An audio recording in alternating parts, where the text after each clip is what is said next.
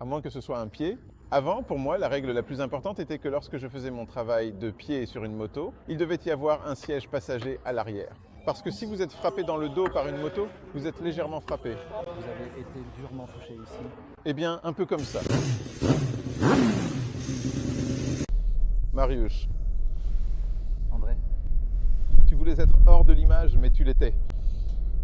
Comment se fait-il qu'un moteur n'ait pas besoin d'être le plus puissant pour être le plus rapide?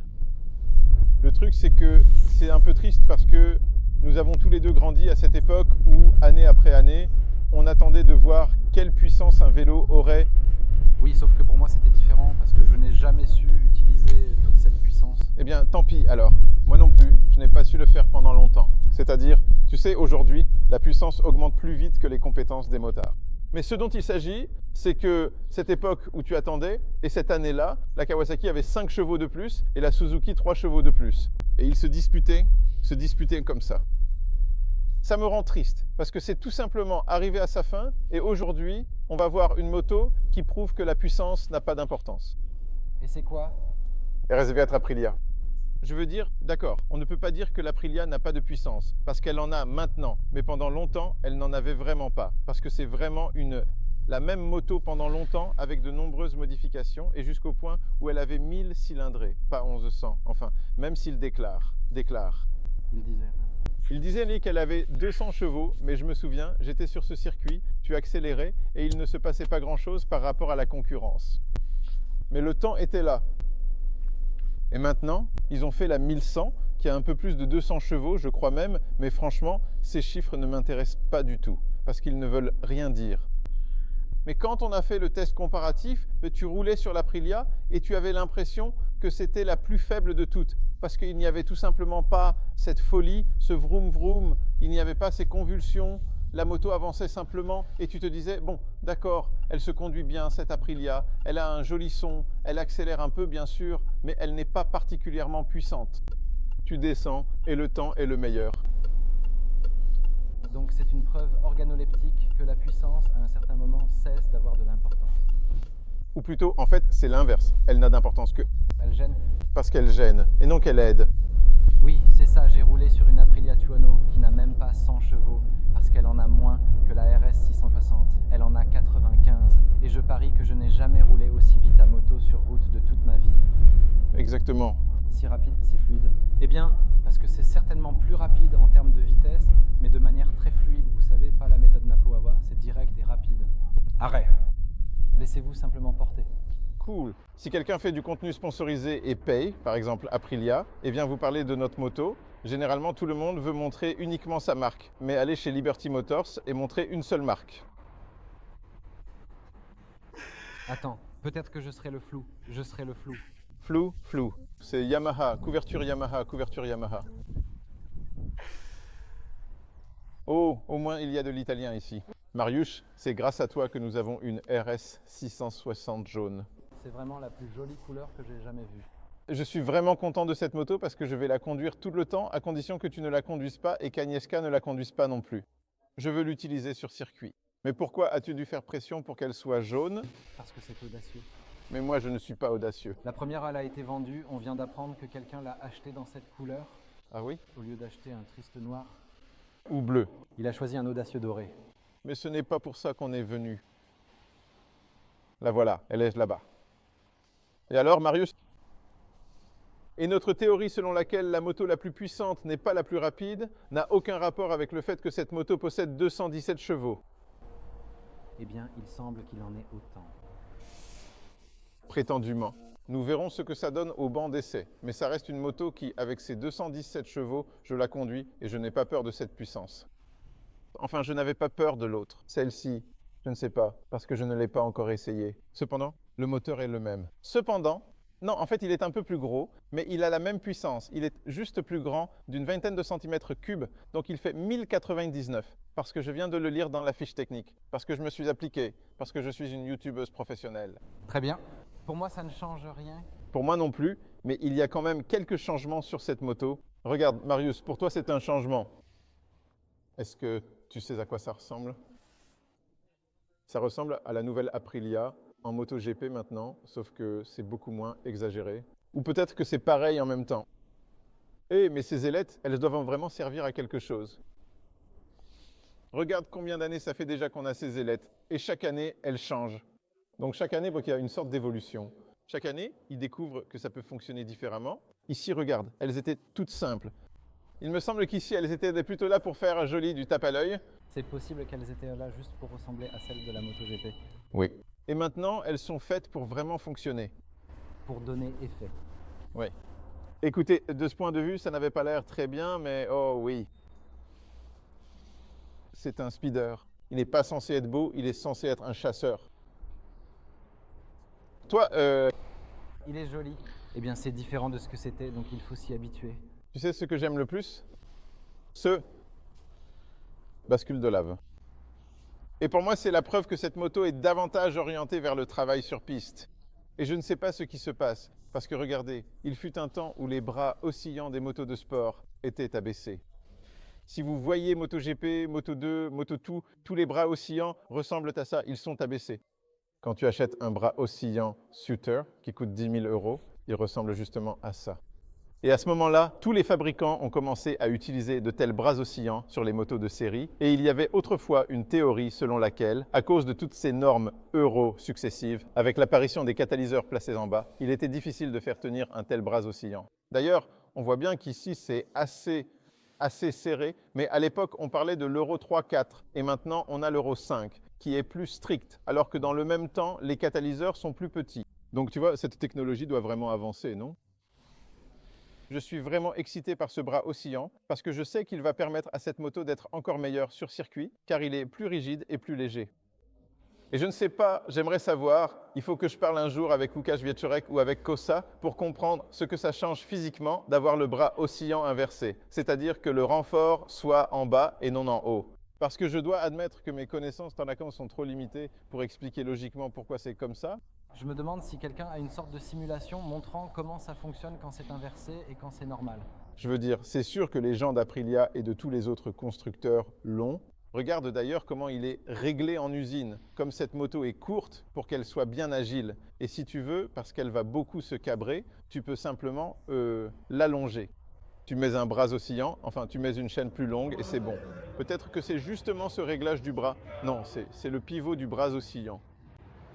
Voilà justement le genre de choses qu'on ne trouve même pas dans la presse, qui sont évidentes pour Aprilia. Tu as un pivot de bras oscillant réglable et tu as un angle de colonne de direction réglable. Je ne sais pas dans quelle mesure c'est. Par exemple, je suis surpris que la selle soit plus haute et même quand je me suis assis dessus, quand tu t'assois sur celui-ci puis sur l'autre, tu sens que celui-ci est encore plus sportif que l'autre, ce qui montre clairement que chaque constructeur accepte désormais que ces motos seront principalement utilisées sur circuit et plus vraiment sur la route.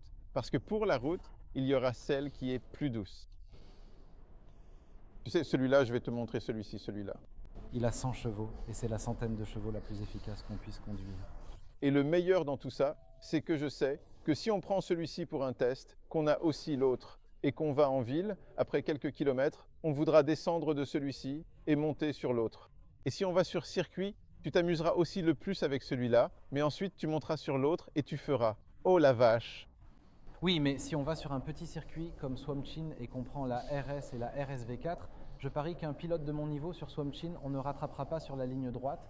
Donc il me semble qu'avec une moto de 100 chevaux, je serai probablement plus efficace. Et ce qui est mieux, si on va sur un petit circuit comme Swamchin, de l'arrière-plan. Là-bas. Ce sera le meilleur sur un petit circuit, pour revenir à ça.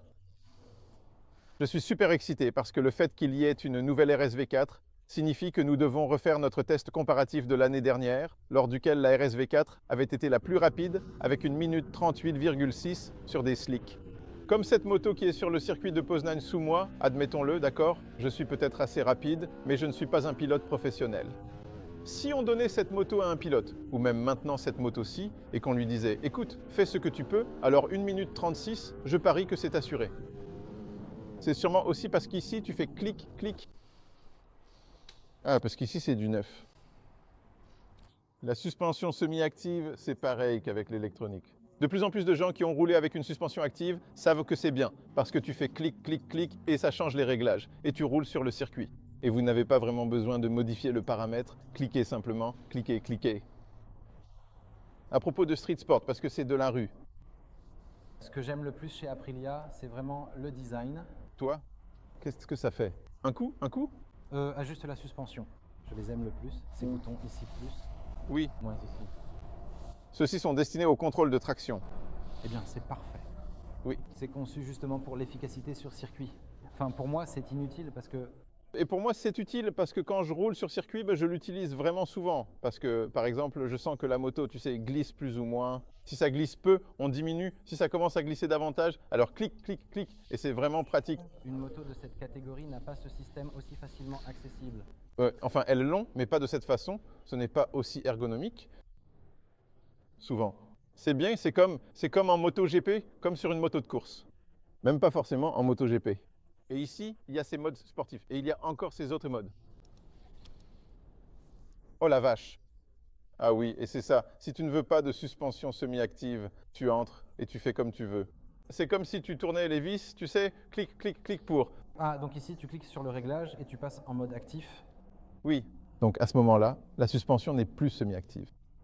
Et ce qui est aussi drôle, c'est que ça, et ça aussi, c'est encore du courage, et ça montre que Aprilia ne plaisante pas, que là, c'est Bosch qui gère un grand lettrage bien visible IMU, et c'est une IMU Magneti Marelli, ce capteur d'inclinaison Marius, et ça montre aussi que les ordinateurs prennent le pouvoir, parce que Magneti Marelli a plus de broches, une plus grande puissance de calcul, et cela peut sembler complètement absurde, mais en même temps, je sais que grâce à cela, l'électronique de cette moto fonctionnera bien mieux. Et pas seulement parce qu'elle fonctionnera plus rapidement, mais aussi parce qu'on pourra y connecter plus de capteurs. Lors du test sur circuit, j'approfondirai cette connaissance, à savoir que la puissance de calcul, la quantité de données provenant d'un seul capteur sont collectées afin que ces données soient plus précises, pour que le contrôle de traction fonctionne de manière plus précise. C'est bien, non? J'ai roulé sur la Tuono, qui a aussi un ordinateur non Bosch, et j'en suis ravi. Magneti Marelli fabrique ça. Tu sais, c'est Dorna. Dorna est le patron du MotoGP, organise le MotoGP, et Dorna fait les règlements, et Dorna a décidé ceci. Et à partir d'aujourd'hui, tout le monde en MotoGP roule avec des ordinateurs Magneti Marelli. Mais nous avons les nôtres. Mais fermez-la. Maintenant, vous roulerez avec Magneti Marelli. Et après quelques années, voilà que nous avons Magneti Marelli sur une moto de série. Bien sûr, ce n'est pas la même technologie que celle du MotoGP, mais c'est peut-être la technologie qui était utilisée en MotoGP il y a quelques années. Mais cela montre que le MotoGP a du sens parce que cette technologie, en fait, Elle se transmet. elle passe sur les motos de série. Oui. Et bien sûr, nous ne l'aurons pas à l'identique. Cependant, cela fait que les personnes qui n'ont pas le courage emblématique de rouler à moto sans électronique pourront enfin rouler efficacement. Et pas seulement efficacement. Et apparemment, c'est une rumeur, bien sûr. La rumeur dit que la RSV, que chaque constructeur, tu sais, Honda, Yamaha, tous ont leur propre moto MotoGP. Ce sont des prototypes absolus. C'est pareil chez Aprilia, c'est un prototype total, mais apparemment, les premières MotoGP d'Aprilia sont très proches sur le plan de la conception. Le concept est très proche de celui de la RSV4. Peut-être que c'est pour cela que la RSV4, depuis 2009, remporte en fait tous les tests comparatifs. Chez nous, l'année dernière, elle n'a pas gagné les tests comparatifs, parce que nous n'avons pas désigné de vainqueur. Tout simplement parce que cela n'avait pas de sens de désigner un vainqueur. Les différences de temps étaient minimes, mais c'est une question de préférence. Oui, mais elle restait la plus rapide. C'était la plus facile à piloter et la plus rapide. Et il n'y avait qu'un seul petit problème qui la disqualifiait. Et ce problème, c'était cet échappement comme un pot de râpe qui produisait 207 ou 117 décibels à Poznań. Peu importe, de toute façon c'était trop bruyant et il était tout simplement retiré de la piste. Et maintenant, cet Akrapovic n'est plus là. Il y a une sorte d'invention d'Aprilia et il y a une chance qu'il puisse respecter les normes parce que l'Euro 5 a encore abaissé le niveau sonore, donc peut-être que ça fonctionnera. Attends, faisons-le.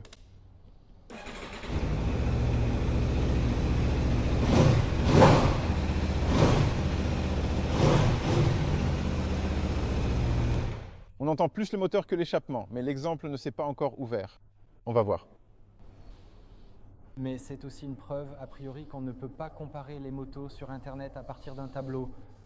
Je l'ai écrit dans le test du Tuono, tu verras. Ce n'est pas la moto la plus puissante de la catégorie Super Sport, mais quand tu la conduis n'importe où... Celle-ci, tu dis? Oui, celle-ci.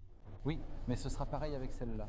C'est ça justement, c'est le point. Ils mettent 217 chevaux sur la fiche technique parce que c'est le niveau de la Honda CBR et de la M1000RR. Donc bon, admettons, même s'il est le plus puissant, je n'ai jamais l'impression qu'il l'est vraiment. Oui, il y a encore 15 ans, quand tu achetais une moto sportive comme ça, tu devais sentir que ça envoyait. Oui, Et maintenant, il s'avère que si tu ne le ressens pas, ça veut dire que la puissance ne va pas dans la peur, mais dans l'efficacité de la conduite. oui, cette puissance est vraiment sympa, mais en réalité, il s'avère qu'elle est là parce que quelque chose ne fonctionne pas parfaitement. Oui, parce que ça devrait être efficace en termes d'accélération et de maniabilité, pas juste pour impressionner le pilote. Oui, exactement. Je suis content de pouvoir tester ça, mais tu aimerais aussi. Je propose que tu viennes avec nous pour tester alors la version litre. Et moi, je vais l'essayer en mode race, dans les modes track 1 et track 2, et je vais m'amuser, tandis que toi, tu le mettras en sport ou en race, juste en mode par défaut, où tu pourras aussi baisser les réglages, et on verra si tu fais un tour, et si tu finis en sueur, ou si tu dis, finalement, ce n'est pas si impressionnant. En fait, moi, c'est un sujet pour un petit vlog à part, Marius. Parce que maintenant qu'on est des youtubeurs, on peut faire des petits vlogs. Je souris sous mon masque, on ne le voit pas. Moi aussi. Regarde, à notre époque, il n'y avait que des japonaises, japonaises, japonaises. Et les meilleures, c'était les japonaises. Et regarde maintenant, quand tu penses aux motos qu'on veut et qui semblent être, en théorie, les meilleures. Justement, j'ai écrit à propos de la Tuono, que j'ai roulé toute ma vie sur des motos japonaises. Et j'en ai une japonaise, certes pas une sportive, une moto refroidie par air, mais je me tourne de plus en plus vers les italiennes parce que j'ai une moto. Italienne ou européenne en général? Donc les motos européennes, il a fallu 50 ans pour qu'elles reviennent vraiment sur le devant de la scène et maintenant c'est devenu courant. Donc c'est du sérieux.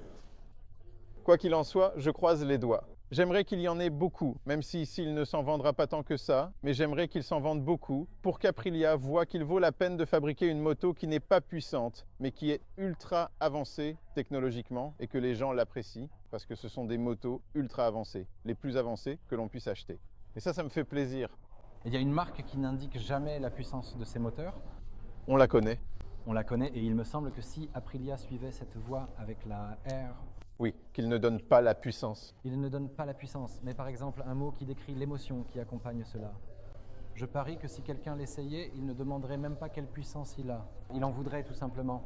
Je le prends, s'il vous plaît. Emballez-le. Et en plus, ils ne sont pas chers. Mais la RSV4 ? J'ai peur, mais j'en ai envie. André, combien coûte une RSV4 neuve ? 109 cents. Eh bien, c'est une affaire. 109 cents, c'est comme si ça coûtait 99 cents. Ok, ce n'est pas une petite somme pour une moto, mais d'un autre côté, si tu réfléchis que tu veux acheter une vraie voiture de sport qui offre la même efficacité de conduite et que tu peux prendre directement de la boîte. Ensuite, vous ajoutez 0.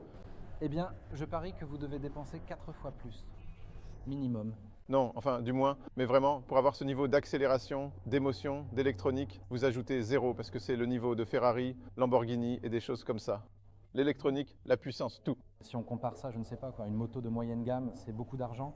Mais si on compare les émotions qui l'accompagnent et surtout la façon dont tu peux apprendre à conduire dessus, parce que j'en ai aussi parlé à propos de la Tuono, qu'autrefois, pour des gens comme moi, tu sais, qui ne veulent pas faire de stunt et ne veulent pas passer des milliers d'heures sur circuit, eh bien, apprendre signifiait que de temps en temps, tu devais te vautrer parce que... Eh mais regarde, avec ça maintenant. 40, combien ça coûte? 49, je crois, oui. Ah oui. Regarde quelle affaire. Tu viens ici, tu regardes. Oh mince, je le veux, je le veux. 100, tu te dis mince alors. Mais pour 50, regarde. Il a des petites ailettes et pourtant tu mettras plus de gaz là-dessus que sur celui-là. Moi, c'est sûr, oui. Oui. Mais ceux qui mettent beaucoup de gaz, eh bien... J'ai tellement hâte des tests sur circuit. Bientôt. Mateusz, laisse tomber ces restrictions en plein air. Hé hé hé. Non, je ne dirai pas combien là-bas. Les masques sont cool, on peut faire des grimaces. Oui, oui, oui. Par exemple, moi, je n'ai même plus besoin de me brosser les dents. Salut. Au revoir, everyone.